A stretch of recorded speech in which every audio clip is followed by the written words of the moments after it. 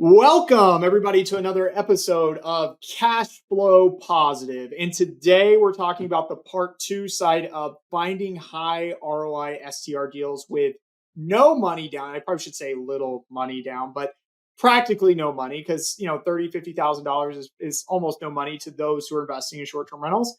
So little to no money down, how to do it. And we're going to dive into the strategies, the breakdown of the financing piece, where to go for financing, how to find contractors, all this good stuff. And I have brought in one of the best property finders in the entire country. And no, it's not me. It's actually one of my consultants. She is the top dog at STR Insights and finding properties, really good at negotiating. And I'm super excited to have her on here. She is from Nolens, just in New Orleans. And she's been investing in real estate probably since the Great Recession, right, of '08 or before that. Maybe. Yeah, I think so. But she's got STR, she's got LTR, she's almost got everything. And like I said, she is one of the best consultants to work with.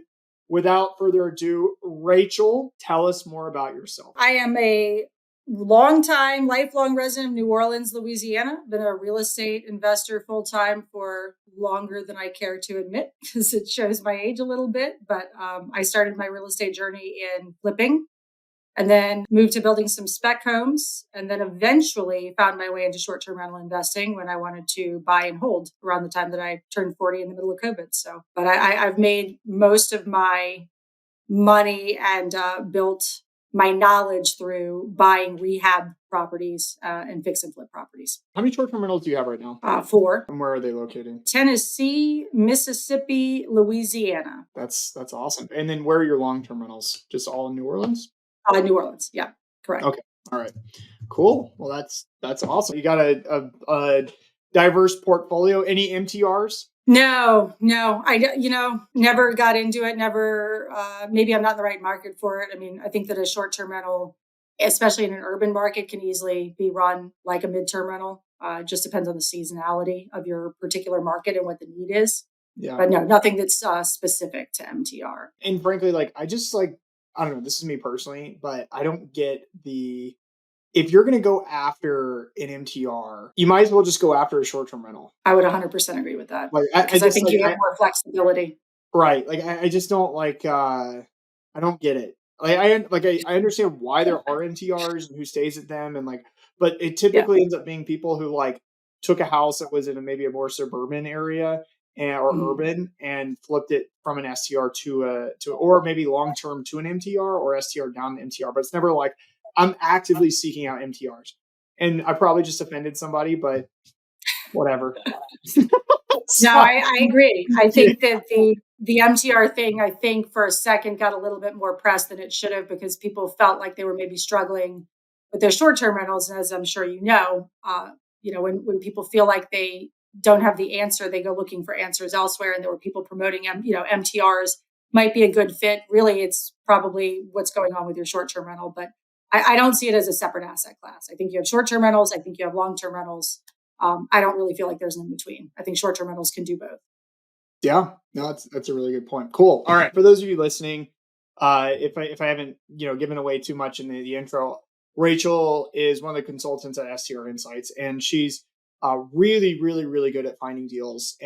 But we're not going to talk about finding deals. We're going to be focusing more on how to find high ROI deals with little to no money. I probably should have put little to no money. She was getting on to me about that earlier. The title was no, people won't click on it if it's with somebody. It's no money. And how do we do that? What does that look like? So there's a lot to unpack here, a lot to dive into. So first off, let's just start. How the heck does somebody buy a property with virtually no money into it and expect it to be a high return? The easiest answer to that would be if you have no money of your own to start off with, hit up a family member or a friend, get a collective group of friends together, everybody pile in and kind of, pull your money together to get started. But you're going to need to use some version of what I'm going to call it creative financing, but not creative financing in the way that we've all heard about. They have lenders in the real estate world across all asset classes that they specialize in helping people come in with lower down payments, and then force equity into properties, and then refinance the same property so that they can get the lender's original cash out and put it on a permanent loan, and then get the investor, your money, back at the end of that process. So everybody has heard of Burr, but really Burr, I think, is finally starting to make the rounds in the short-term rental community, but it's been around for real estate investors for a very, very long time, especially in the long-term rental side. A lot of long-term rental hosts, people that went into that asset class, they're not getting the returns that short-term rental people are. So they're not willing to leave $50,000 of their own money in every long-term rental that gives them $200 a month. It just doesn't make any sense. So they've been using this Burr strategy for a long time. It's very similar to what I do. Again, I started as a flipper, but you're looking to, obviously you have to start somewhere. Ideally, you can find a little bit of money, pull a little bit of money together, whether it's through family, friends, tap something, but you're going after low value homes or low purchase price homes that are maybe distressed and there's some room for improvement. And you're looking at that market and the comps available to see if can I force some equity. And forcing equity doesn't always have to be a giant project. It doesn't have to be reconfiguring a 3-bedroom to a 5-bedroom. It doesn't have to be adding a bathroom. Sometimes there's a house that's sitting out there that just looks like the previous owner died in it and it hasn't been touched in 40 years, and just ripping down some wallpaper and running through with a coat of paint and new floors and updating the kitchen and the bathrooms and the light fixtures, and you can force $50,000 worth of equity. It looks different in every market, but those deals are all over the place. And there are a lot of popular short-term rental destination markets where you have a lot of properties that are semi-distressed and need work. I think, for me, again, when I started, that's all I knew. So I went to Tennessee and I bought a fixer-upper and I forced a bunch of equity into it and then operated as a short-term rental. And your cash on cash just goes through the roof when you have a small amount in, and then you're able to refinance on the backside and get a bunch of that money back out because you're leaving very little money in the deal. In most of my deals, I have less than $50,000 in them, some of them less than 30. Wow. And what type of returns are you seeing? Well, like the case study, I would say that the Mississippi house, I all in, my total loan value on that is right around 300,000, but my cash that was left in the deal was under 30, and that property grosses 85 to 90K a year. Wow.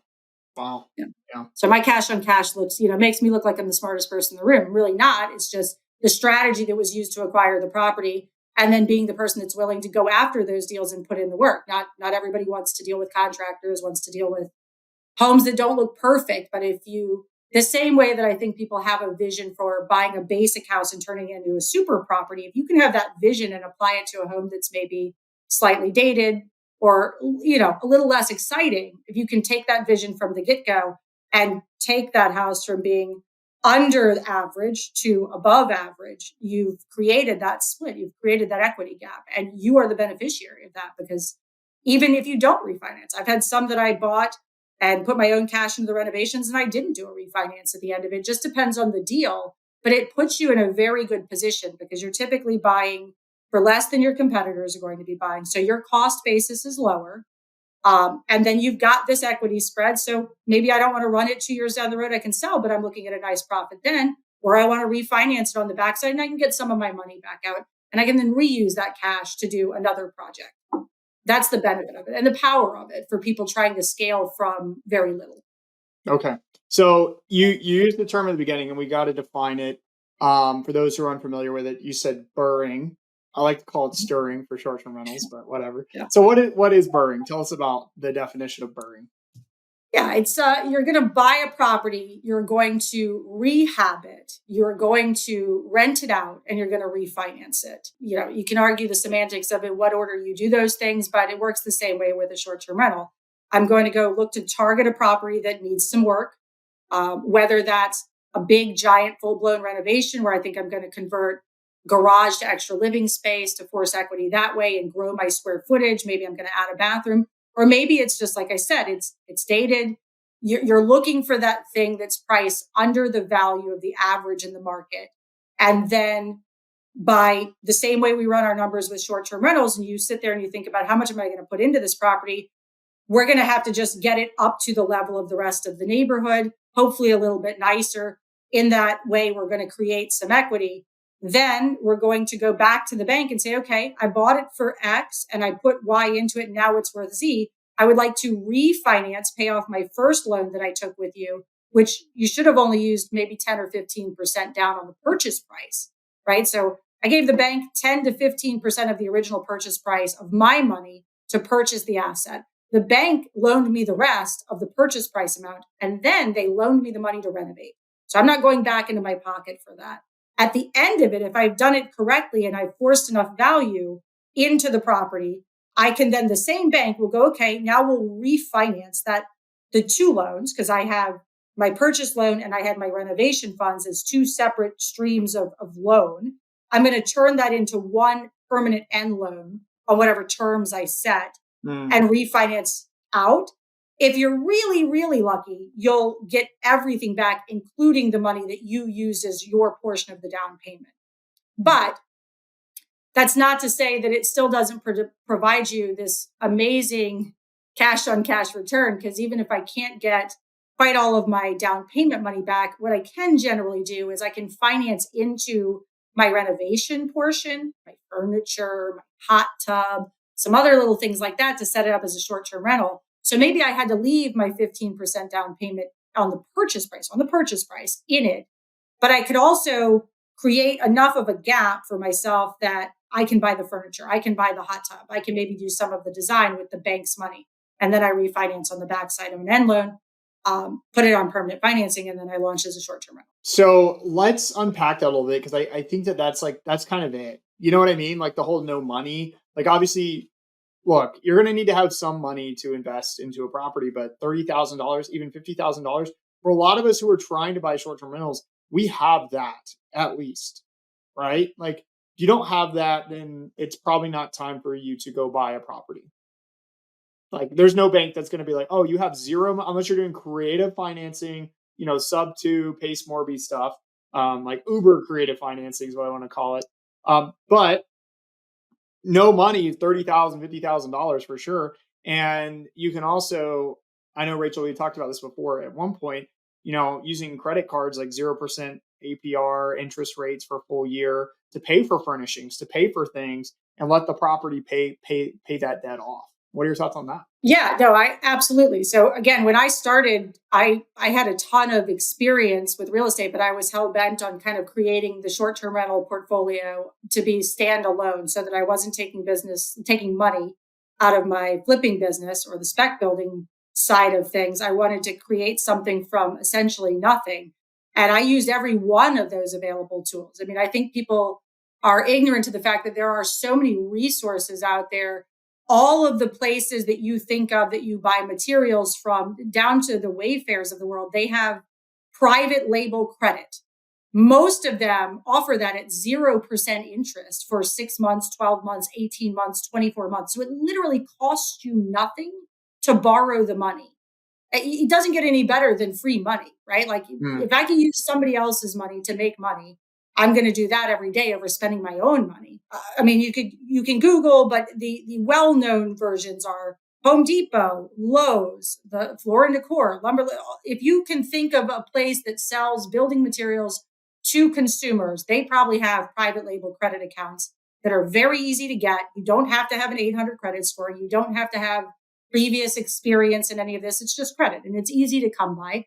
And all of them that I know of have 0% interest periods for their cardholders. So I reuse mine all the time. I mean, I'll buy the project stuff and then I'll turn around and I'll pay it off and then I'll use it again. But I'm never paying interest because I'm just keeping track of, okay, I got 6 months to pay these people. I got 12 months to pay these people before it costs me anything to borrow that. It stretches the budget further and puts you going into your pocket for less cash, which in this strategy is the ultimate goal. It's to preserve as much of your liquid capital as humanly possible and leverage as much as you can.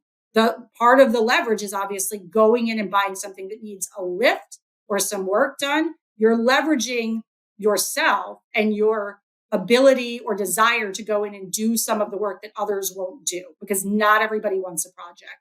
But if you're the person that maybe has limited funds, a project is where you should start. And believe me, you will learn so much, and it will stop as you get further along in the journey. If you have to start this way, number one, you're going to be making, I feel like, better decisions from the get-go, because you do have a finite amount of cash. You can't lose. You can't make bad choices early on, because it'll really set you back. So I find those investors to be a lot more quote unquote savvy, because they have everything riding on the choices that they make, the markets they go into, the properties that they choose. It helps build a very solid foundation of the fundamental understanding of just investing in real estate. It makes you very good at it. And then the unintended consequence, I think, is that it teaches people to not be afraid. I mean, I work with clients all the time who are very scared of little things that come up on inspection reports, because they just have no understanding of construction. Once you've been there and seen it a couple of times, you just get that much more familiar and confident, like, oh, that's not a big deal, or this is something structural and I should definitely be worried about it. But it's a great place that forces you to educate yourself, really get knowledgeable. And the bonus is you are able to leverage what we all have, which is our own like sweat equity, essentially. If you're willing to put in the work, you can come in with a lot less cash than a lot of other people. And bonus, you've generally bought for less than your neighbor has. So when times get tough, you're in a better position. Your starting cost basis is a lot lower than a lot of other people in your market, which it lends itself very well to short-term rentals. Right. And I think, and that allows you to, whenever there's adjustments in revenue, because we know that revenue just doesn't climb year over year forever, right? There's ups and downs, there's waves and troughs. So whenever revenue goes down, you're not, your margins aren't narrowed thin where it impacts you as much as somebody else who bought at the peak of the market, So Correct. definitely love that. But this begs the question though, what lenders are going to lend on something like this? There's a handful, I would say. I mean, I think everybody by now has heard of Brenna Carl's and the Mortgage Shop. I know that they have a product is specific to the Burr style investor lender. But there's I guess I mean Brenna and a lot of these independent, no national banks are really going to get super involved in this, but what types of loans do they offer? So most of the time they call them a fix and flip loan. What you're looking for is a fix and flip loan or a construction to perm financing, but not for new construction, for an existing project. Every lender is going to call it something, one of those two things, right? It's a fix and flip loan, or it's a Burr loan, or it's a construction to perm loan. But they're all generally the same. The lender will dictate how much you have to put down. And again, the down payment you come up with is on the actual purchase price of the property, not the finished value. So if you're looking at buying a property for $150,000 and the lender wants 15%, you're putting 15% down on the 150. That's what you have to come in for. As you gain more experience, the first time starting investor, if this is your first project, you would be in a good position if you can find a lender that'll loan more than 75% of the overall cost of the renovation. So again, it's almost two loans in one. They're going to give you the 85% of the purchase price that you need after you come in for your down payment. But then we got to renovate the house, and that costs money, right? So the lender will also come in for that for you. The more experience you have, the more they will cover, up to 100%. So there are plenty of lenders that will lend 100% of your cost to renovate and 85% of your purchase price. And that'll all come out of the same lender, same loan process. And then when it's done, they'll merge the two loans together and pay that off with one loan, one permanent loan. But you're looking for investor-friendly Burr or fix and flip lenders. And there are a ton of them. There are a ton of them. It's actually relatively common. And here's something crazy too, guys. When you get into this world, this type of financing and these loans, like it is all about relationships, like getting experience and the lenders trusting you and the relationships you have.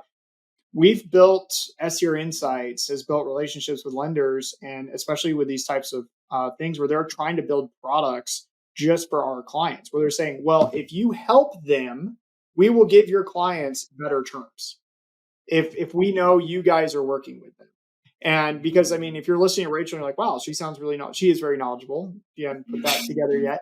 But like working with her gives you that, like, can help you too. And so whether you're working with us or you're working with a mentor or somebody who has a fix and flip experience, oh, got that mixed up.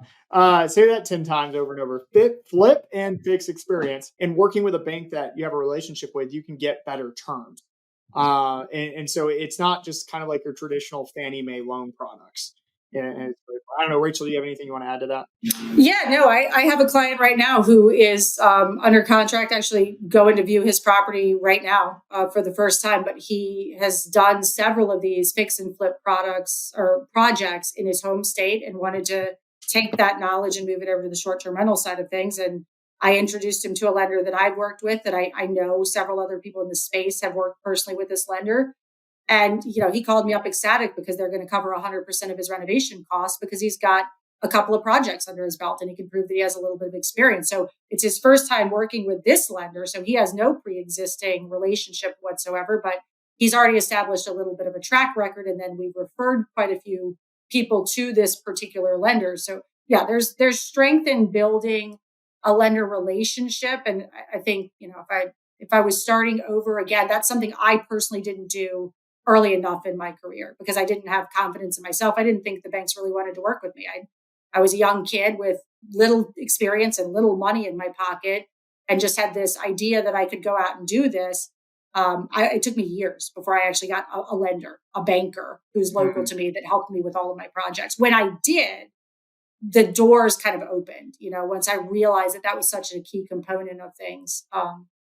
Yeah, I would say absolutely.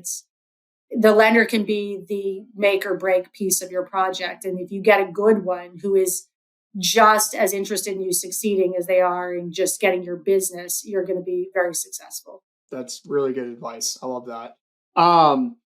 What is the downside though? Like, is there any, I mean, this sounds sweet. Like basically going in, buying these deals, no money in. Yes, you do have to do some sort of renovations, but what's the risk in doing a burr or stir? We're going to call it stir. So what's the risk in doing stirs these days? I mean, well, first and foremost, I would say that there's always a risk associated with just under, if you have to still buy correctly, you have to buy the right thing. You have to be sure on your valuations on the back end. And that sounds very scary, but it's not that difficult. A good agent in any market, if you hand them a property and say, I'm thinking about buying this, they want this much money for it. If it was really nice in an excellent condition, can you go pull me some market comps and tell me what the market comps are selling for in my little pocket of the world? A good agent is a great starting place because they'll give you some of their own ARV after repair value valuations for you to just have a starting point. But there's then the risk of, how to find the contractors, how to control your budget and your cost. You have to have a budget just like anything else. So you've got to create a budget and it's just a math equation. I bought it for this much and it's going to be worth this much at the end. And I have to do these things in the middle. Then I've got to work within the confines, the bumpers on either side of my equation so that I don't go over budget and end up with money that's a sunk cost, stuck in the property that I cannot get back out of it when I go to refi. So yeah, there is risk. I would say it's riskier to do it with for a while, as influencers go, right? HGTV got very popular for a while and flipper shows were all over the place and they were all the rage. And a million people thought that they could run out and flip a house. Yes, anybody can go buy a house and make it look nicer than it did the day that they purchased it. That's the easy part, right? The hard part is understanding the market, understanding what you're buying into and the nuances of the market and why certain properties, if you buy across this kind of imaginary line in a neighborhood, those homes are valued way lower than the homes on the other side of the imaginary line. So I think that the biggest risk is not actually acquiring and doing the work and doing the refinance. It's really understanding the market. That's where I see people make the biggest mistake. But again, these are the fundamentals of real estate investing. And I would say that is literally the same thing that people mess up with in short-term rentals, right? Where do they make the largest mistake? They pick the wrong market. They pick the wrong thing in the right market. Same thing applies. If you understand those tenets of investing, that's definitely the pitfall with this as well, because you have to understand where you're buying and what kind of value you can actually force without going overboard and going over your budget. That's a really good point. One thing I want to circle back to that you said is finding the right real estate agent. Do short-term rental agents who are really good at selling short-term rental properties, do they all know how to find these like undervalued fix and flip deals and know how to, identify those? I would say that some of the better ones you have some that are seasoned real estate investors themselves that could be useful, but the ones that are focused solely on short-term rentals and have only really stayed in that sandbox, I would say no. I would say go find an investor-friendly real estate agent that understands either flipping or burring, and there are a ton of them out there. How do you do that? Let's talk about that because I kind of set up there. I lobbed a softball question because I knew the answer to that one, but it has to be said like this isn't a if you're going to do this strategy, you can't just call up the first STR agent that is the influencers we all know on social media and expect them to present you fix and flip deals that make sense because a lot of them don't have experience with that. Some of them do, but most of them actually don't. So, how do you find agents who have this experience in these markets and maybe they're not already influencers in our space? Honestly, the first place that I would start is Bigger Pockets. Their website is amazingly resourceful. I mean, they're our little asset class of short-term rentals is very small compared to other asset classes and other kind of genres of real estate investing. There's a whole world out there that most Yep. people, if they came into it from the short-term rental side, they're just not familiar with. But Bigger Pockets is a nationally recognized, very, very it's the best resource I think that's out there. There are blogs, there are there's I'm trying to think of the word. There's a tab right on their page like, are you looking for a realtor? And then tell us what kind of there are realtors that specialize in just this all over the country. And if you can connect with one or two good ones and you decide you want to pivot into a different market, they will, just like in our industry, they'll know somebody. They're going to Mm. know their counterpart in St. Louis, Missouri, if you're working with the guy in Memphis, Tennessee, right?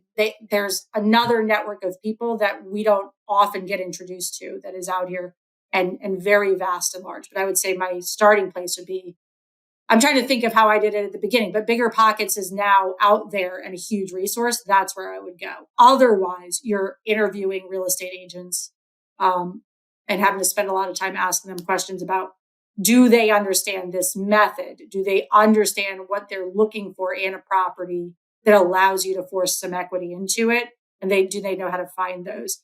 In another on the other side of things, and maybe not for the very first one, your first one you should probably just find with a realtor off the MLS. But in every town across America, there are people wholesaling properties, and Hmm. wholesale deals are off market properties that have generally been negotiated ahead of time by the wholesaler, the guy in the middle. So somebody who makes it their entire life's mission to go around and cold call people and see if they'll sell a distressed property to them.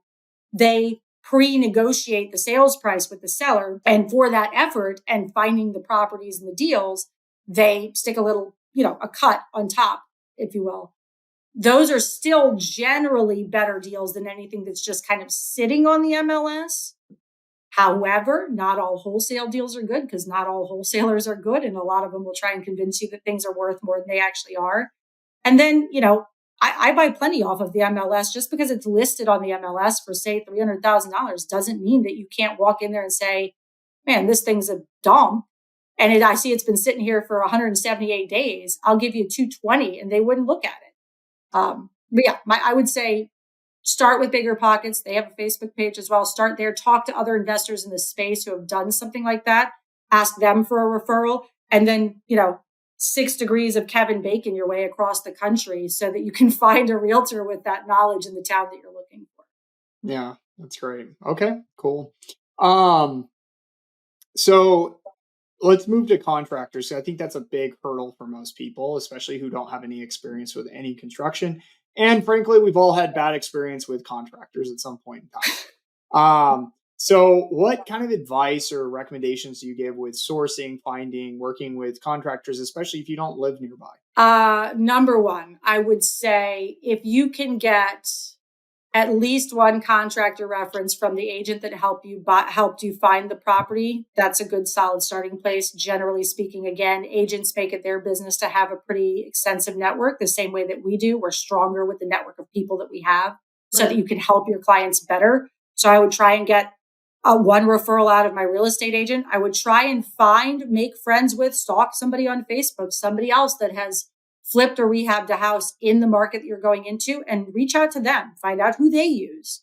Past that, check, the Facebook groups that are specific to whatever area it is that you're looking at, or again, go to Bigger Pockets and try and find that page for that town's investors and get some kind of a referral or a starting place. If you can't get a single referral, the phone books really aren't around anymore, but go to Google. And you're going to have to call people and you're going to have to talk to them. Never hire a contractor who wants $1 from you up front. If they run a legitimate business, they don't need your money to put their crews on site. That's, like pitfall number one. I see people still to this day, every day. I paid my contractor $10,000 up front to come do my deck. Why? That's insane. If they say they need it for materials, you provide the materials. I'll buy the materials for you, good sir. I will have them delivered to the job site. You bring the labor. But when you're vetting your contractors, if you can't find a referral to start with, and I guess I should back up and say, don't ever do a job without getting 3 quotes. Get 3 quotes. Even if you know you're going to hire the first guy, still get 3 quotes. Just keep them honest, know what you're looking at, have a reference point to be able to measure what it is that they're presenting that they're going to do for you relative to what you want done. So get 3 quotes on every piece of the job.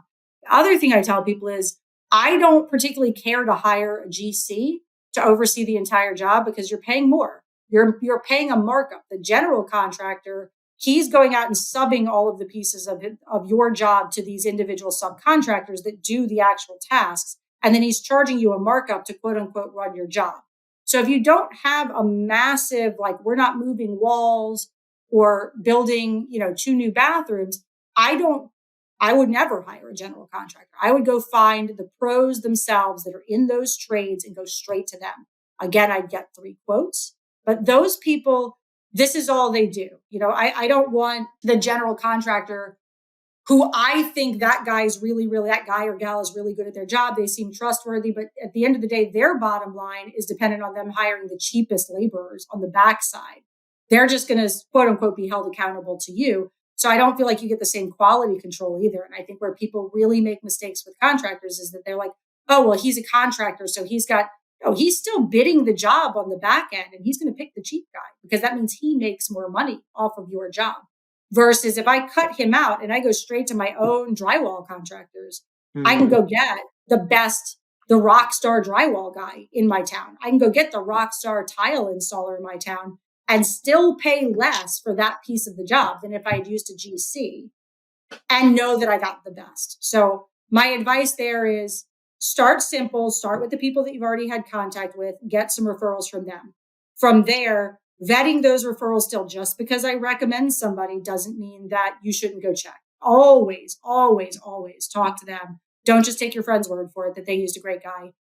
Get with the individual sub or the general contractor. You want to see proof of work that they've done. You also want to ask them very specifically how long it takes them to complete their jobs. And you want to get a contract that says, we have timelines, we have deadlines, how things are going to be handled, who's providing what materials, what the expectations are for you as the owner who's hiring the job out, what's the pay schedule like? Because more and more problems come with contractors because people go into it like you're in a friendship with this person, that you're not in business with them. They don't treat it like they're running a business. You're the boss. You're hiring these people. There need to be clear guidelines, clear expectations, clearly determine how much the job is going to cost and when and what phase people will get paid. But 3 quotes, vet your own people, and do consider maybe cutting out the general contractor altogether if your job consists of something that seems very manageable, where you can go straight to the individual subs because you get better quality control that way. That's a really good point. Okay, cool. Well, that's I think that's extremely helpful. And I know people that it's just one of the things that a lot of people struggle with is the idea of I got to go deal with contractors and they're unreliable and just like the different things of why they fail. And So it's good to have a process in place like that and follow those steps. One of the last things I want to circle back to, and I think you do a really good job. I've seen you do this with a lot of clients, and it needs to be talked about. And I think it ties directly in. It doesn't necessarily have to be with BRRRRs. It's about just acquisitions in general and how to get good deals. Is the negotiations and what you're offering and how you approach the offer. And so when you are looking at a property that you like, whether it's going to be a fixer upper or whether it's a turnkey, ready to go, whatever property, how do you approach putting in an offer? If you already know the revenue, you've already got your pro forma, but like, how do you approach going in with an offer to negotiate?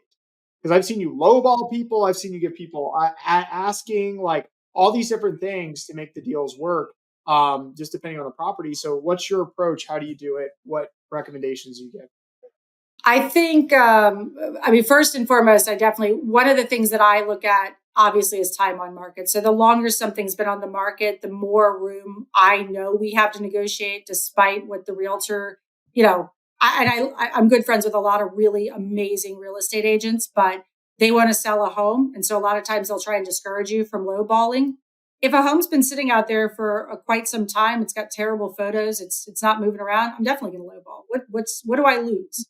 I'm going to insult possibly the seller. Oh, that's okay. I'm not their friend either. I plan to have no relationship with them other than buying this home, and we all go our separate ways. So if a property definitely if it needs work, especially if it's got plenty of time on the market, I'm going to lowball. And the other thing, I think that's just a mindset, is stick to your guns. If you believe that a property is overpriced by $100,000 and you go in with a lowball offer, if they counter you back, at 75% of the difference, go back to them again with the same offer.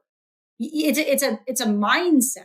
I literally just had this happen with a client who's under contract in Montana, and I wish I could actually shout him out by name because he's one of my heroes. But we did this exact same thing.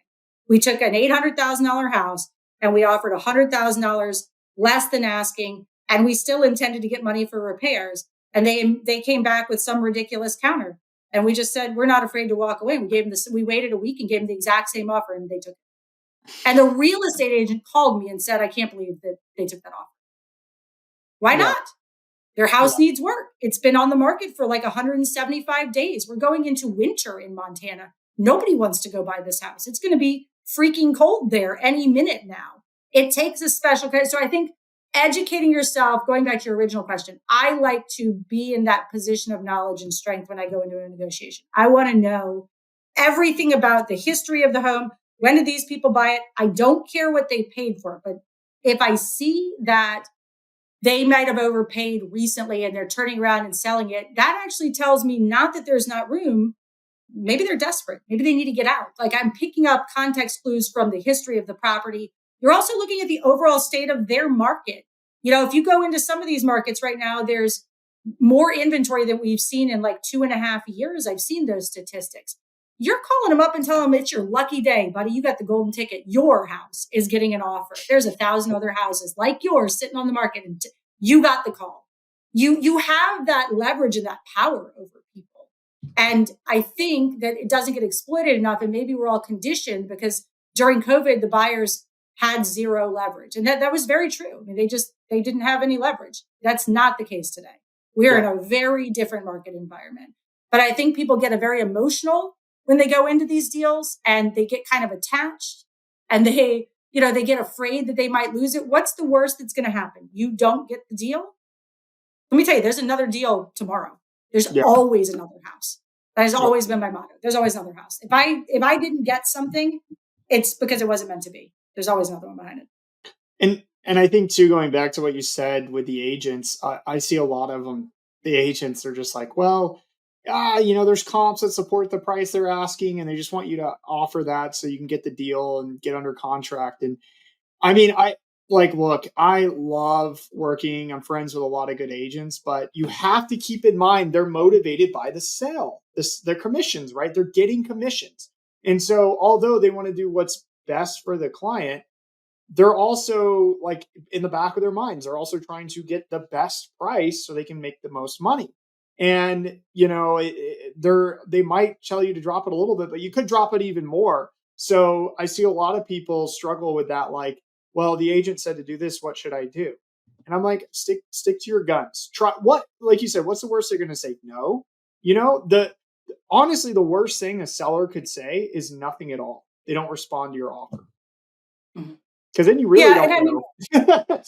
Like if they say no, there's probably going to be a counter, Right. and then you're working, right? Then you've got somewhere to go. So. Well, and I think to add to that too, I mean, it's not just about getting a discount off the property, but and you've seen this too. You get a client that the perfect house, you know that that's the winner. You know it's a winner. The second it hits your screen, you're like, wow, this is a really, really good one. If it's just newly on the market, I'm going to probably go in at full price or very close to full price right away. But in that scenario, I want to be the person that strikes first. Yeah. So speed and execution is just as important as sticking to your guns when you're trying to beat somebody up for $100,000 concession on something. If you know it's a deal, and I think that that's something that you taught me, what we do well, the buyer knows what a deal looks like, and they should be ready to act the second that it hits their desk. Like, man, this is the good one. I'm going in. And those hot properties where maybe you think you're going to have some competition, I'm a huge fan of escalation clauses. I never want to show my hand. We don't want to tell the other side how far we're willing to go, because I don't, I might have gotten bad intel. I might have, the agent for the seller will always try and kind of hype their properties. Oh, we're getting lots of interest. We're expecting multiple offers. So you go in $30,000 above the asking price, and then they never got another offer, and you're the dum-dum that just paid $30,000 too much. Put an escalation clause in place. Start at whatever your number is and go up to the number that you're comfortable with, but that's only going to kick in for a little bit of money. I think it's $1,000. An appraisal clause in their contingency as well. We just did that one. We had one in the Poconos where we put a contingency. It was like it was listed for 515 or 520. And we put an escalation clause up to 545. But it was contingent upon an appraising. So the guy got it under contract for 535. So he got it. It escalated up to 535. So that's what he got under for. But the appraisal came in at 515. Guess what he got the property for? 515. So it came right back down what they were asking. So there's ways to, do these things where, it works out. But the thing is, you have to put away your pride when you're doing this stuff. I think Rachel, we had some clients who they were like, I just got to get seller credits, with any property you're looking at. And you're like, it doesn't work like that. It's property specific. And if it's a hot property that makes sense and they just listed it, you don't have any leverage. You don't have any power to come in and demand for all this much lower and expect that you're going to get it. You have to be aggressive. And like you said, striking first and giving them a deadline. Like, I'm going to give you what you're asking for, but you have 12 hours to respond to it. Just because we're giving you what you're asking for, that's a win for them. But it all comes back to the numbers. If the numbers make sense, then who freaking cares? We see this with negotiating too. Like somebody's dead set on getting $50,000 off the asking price. And then there's this standstill where they've negotiated down and it's like a $10,000 difference.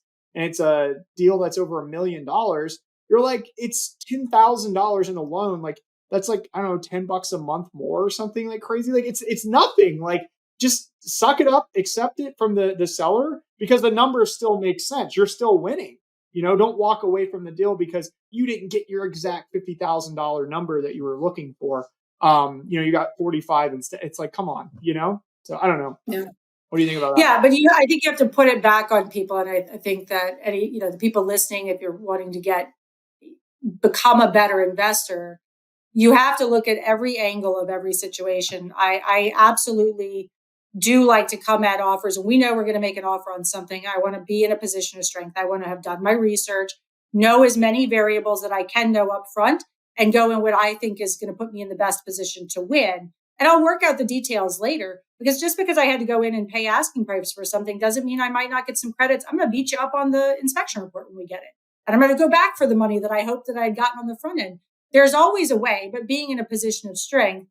But on the other side, don't walk away from a good deal over a minuscule amount of money that in the grand scheme of things, you're going to lose more in the opportunity that was lost from maybe buying that house with great appreciation, buying that house with good cash flow, saving yourself money on your taxes. That like you're losing 3-4 ways over some finite amount of money. That's silly. And that's, again, it's just a fundamental real estate investing tactic.